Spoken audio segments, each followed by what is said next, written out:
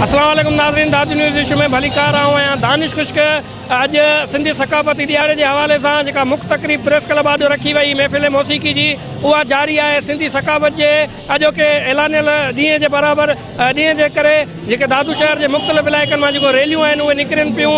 दादू शहर अॼु टोपी ऐं अजरकनि के रंगनि सां रंगजी वियो आहे। दादू शहर जी हर कुंड कुड़च मां जीए सिंध ऐं सिंध मुंहिंजी जिंद जेके नारा आहिनि उहे बुलंद आहिनि ऐं उन नारनि जूं सदाऊं अचनि पियूं। अॼु दादू शहर के आॾो जेका मुख्य प्रेस क्लब आॾो जेका मुख्य तकरीब रखी वही उहा हींअर जारी है। महफ़िल मौसीकी दादू शहर जा जेके भलोड़ फनकार ऐं शाइर आहिनि उहे पंहिंजे फन जो मुज़ाहिरो करे रहिया आहिनि। दादू शहर के मुख़्तलिफ़ इलाइक़नि मां जेके रैलियूं आहिनि उहे पिणु मुख़्तलिफ़ इलाइक़नि मां गश्त कंदियूं। दादू प्रेस क्लब आॾो मुख्य तकरीब में शरीक थियनि थियूं। जेके हिते शहरी मौजूद आहिनि उन्हनि सां बि ॻाल्हि ॿोल कंदासीं त उहे हिन ॾियारे खे कीअं पिया मल्हाइनि। सिंधी टोपी ऐं अजरक में हे जेके सिंधी अॼु सुहिणा लॻनि पिया उन्हनि सां बि ॻाल्हि ॿोल कंदासीं त उन्हनि जो कीअं पिया मल्हाइनि, छा चवणु आहे अॼोके सकाफ़ती ॾियारे जे हवाले सां। जी साईं, अॼोको सकाफ़ती ॾियारो तव्हां कीअं पिया मल्हायो?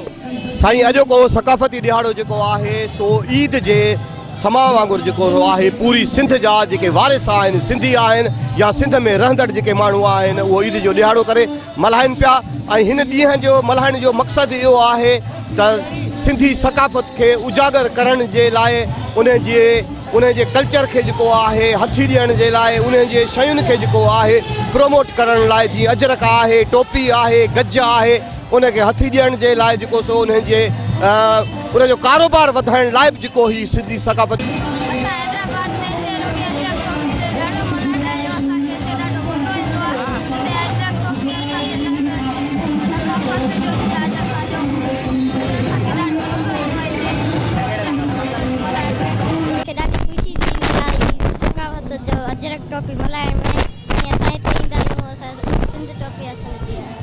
ये सकाफ़ती ॾियारो असांजे लाइ हिकिड़ो ईद जो ॾियारो आहे।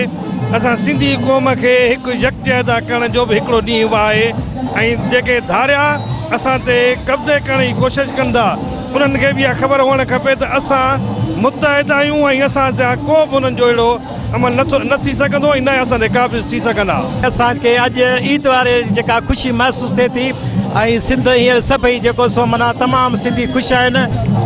मरंदी भी क़ौम है, किरंदी भी क़ौम है, मरंदी भी क़ौम है, किरंदी भी क़ौम है, उथंदी भी क़ौम है। इन सिंध जा जियाला सब गॾु थी उथो त दुनिया के ॿुधायूं तो सिंधी भी हिकु क़ौम है। मां सभिनी दोस्तनि भाइरनि ऐं सभिनी सिंधियुनि जे साथियुनि खे इन सिंधी ईद मुबारक सिंधी जो ईद मुबारक ॾियां थो ऐं सभिनीनि खे चवां थो हिकु ॿधी इताद जोड़ियो ऐं तव्हां हिन सिंध खे हिकु मज़बूत सिंध बणायो जी दुनिया पे ॾिसे त सिंधी भी हिकु क़ौम है। अजी तव्हां शहरियुनि जी ॻाल्हि ॿोल ॿुधी ऐं शहरी पुरजोश आहिनि। सिंधी सकाफ़त जो ॾियारो पुरजोश ऐं जज़्बे सां मल्हाइनि पिया। हिते जेका दादू प्रेस क्लब आॾो सकाफ़ती ॾियारे जे हवाले सां मुनक़द कयल मुख्य जेका तकरीब आहे उहा जारी ऐं सारी आहे। या सुबुह जो 10 वॻे खां महफ़िल मौसीकी जेका तकरीब आहे उहा शुरू थी आहे जेका हिन वक़्त ताईं अञा हले पई ऐं इहा शाम जे 5 बजे 6 बजे वञी पंहिंजे इख़्तिताम ते पहुचंदी। जेके मुख़्तलिफ़ इलाइक़नि मां जेके रैलियूं आहिनि उहे पिणु हिते मुख्य तकरीब में पहुचनि पियूं ऐं जेके शहरी आहिनि उहे सिंधी टोपी ऐं अजरखनि जे रंगनि में रंगीजी विया आहिनि ऐं जेके मासूम ॿारड़ा आहिनि नंढड़ा उहे पिणु सिंधी टोपियूं अजरक ऐं सिंधी अजरक मां ठहियल कोटियूं पहिरे हिते मुख्य तकरीब में अची शरीक थिया आहिनि। हर तरफ़ जीए सिंध सदा जीए ऐं सिंध मुंहिंजी अमर जा जेके नारा आहिनि उहे गूंजी रहिया आहिनि। कैमरामैन टीम सां गॾु दानिश खुश्क, दादू इशू।